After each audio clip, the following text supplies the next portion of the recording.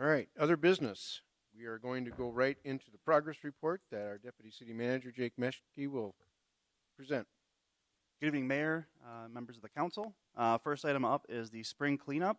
That was completed this Monday, so the community-wide cleanup portion is now complete, about 690,000 pounds, as I understand. So congratulations to John and his crew in Public Works, as well as those out at the landfill, Parks Department, and all else who are involved. We do have several days of free dumping out at the landfill yet through April 29th, so if there are any residents that have some of the spring cleanup that they're doing at home, feel free to head out to the Brookings landfill and get rid of those items. We do have the real-time tracker, which was a great tool again this year. Now that it's complete, it shows 100% done, and it provides some of the statistics there. At a future progress report, we will bring back some more of the statistics from this particular cleanup efforts. But again, good job to John and his staff.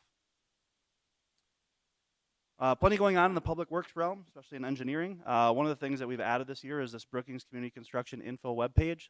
The link is available within the progress report.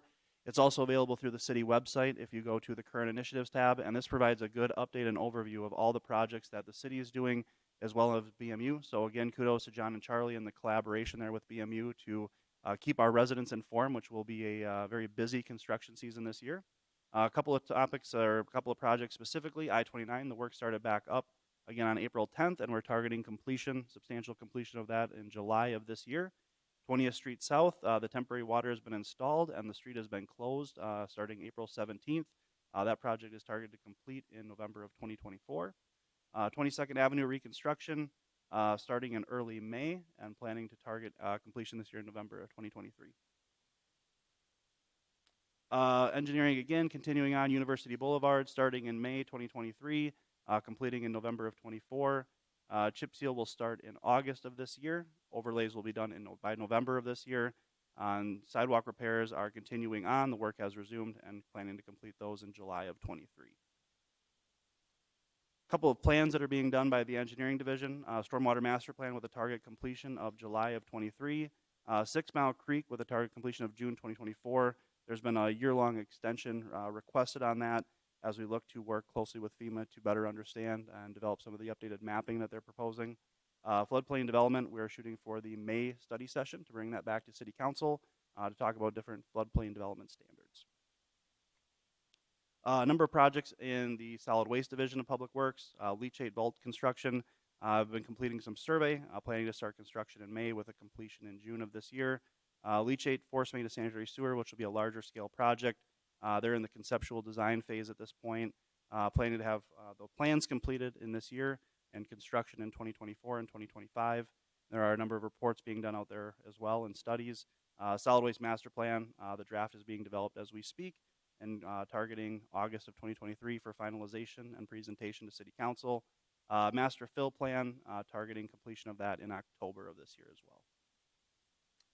Congratulations to our chief building official, Jared Thomas. Jared is the city's first certified building official. He had to go through several different modules and subsequent testing there within, focusing on codes and standards, management, as well as legal. As part of that and previous to that, Jared is also a certified residential building inspector and a certified commercial building inspector. The certification status through the International Code Council ensures staff are knowledgeable and trained to perform proper inspection and administration of building codes to promote safety throughout our community.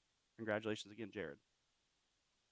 A number of great options or great recognitions here within the police department. As part of the South Dakota Sheriff's and Police Chiefs Awards, Officer Bonema was named as the South Dakota Officer of the Year statewide, and Officer Asmus was awarded a service award, both for their outstanding contributions to the police department and our community.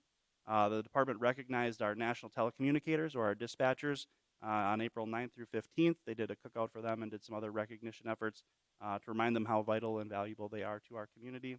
And they also held a coffee with a cop session on April 19th at Cottonwood Coffee. No May, the signs at least continue to be popular. The question there was, are yard signs still available? And they are not. We gave out our last 2 this afternoon. We had originally ordered 100 of them. They went very quickly. We ordered an additional 50. Those have gone quickly, and now Sustainability Council is looking at ordering another 50, as this has been a very popular program. We expected not to give out this many signs, so we're happy to see folks participating. As a reminder, this is a voluntary program for residents to participate in if they want to, and it is to support bees and other pollinators as we're looking at the critical month of May for habitat building. As a reminder to anyone participating, yards must be back in compliance by June 7th. So at the conclusion of May, everyone has 1 week to get back in compliance before code enforcement officers will be out inspecting. A number of items in Parks and Recreation. The Edgebrook Golf Course is open, both nines as well as the short course, and carts are available. Registration is available for summer programs. As you can see on the progress report, there's a direct link there. You can also find that link by going through our website. We are opening a number of different parks facilities. Restrooms are currently open in Pioneer, Lyons, Arrowhead, Moriarty, Hillcrest, Bob Sheldon, Southbrook, Larson, and Sexauer, and others will be open here in the very near future. There again are a number of Arbor Day festivities planned. Trees will be getting delivered to third graders throughout the communities. There will be trees handed out at the Arbor Day 5K. The remaining trees will be available for pickup at the City County building thereafter. And again, we will have that tree planting in the park, Pioneer Park, with the time to be determined. Other than that, we've had a very successful urban forest initiative this year. We went to a new voucher system as opposed to doing cash reimbursement. What that allowed was residents to pick up the voucher. Local businesses were participating. They can then take that voucher to that business, and then the business will invoice the city directly. It made for a much more smooth accounting process for the city. Shout out to Ashley and our Parks Department for coming up with that new process. We did have a $25,000 budget, which equated to 200 vouchers that we gave out within a week. So we will have to examine that program. We're happy to see that everyone is taking advantage of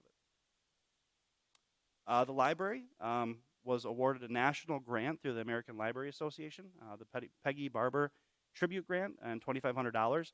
As I mentioned, there was only 3 of those awarded throughout the country, and the Brookings Library was one of those selected for the Visibility Project. The Visibility Project is a disability awareness and outreach initiative. It will establish programs that accommodate the needs of patrons with disabilities, including crafts, board and yard games, and sensory ability-friendly yoga classes. The initiative will also provide a Q&A session with local panelists with varying disabilities, an information session on the South Dakota Library's Braille and Talking Books collection, a documentary screening, disability etiquette, and ADA basics training, and more. They also held their giant Candyland, which you can see pictured here. It was held over the Brookings spring break, targeting students and the young folks. We did have 54 that participated in that, and it was a very good time. Lastly, the Swiftel Center had 36 event days in April. A couple of large events there was the Hairball concert that had 1,178 attendees, as well as the South Dakota FFA State Association. It was a 3-day event with 3,000 attendees. I might have a correction. 20th Street South, is that going to be November 2023 or 2024? Okay. So yeah, November 2023 for 20th Street South. I saw that look, John.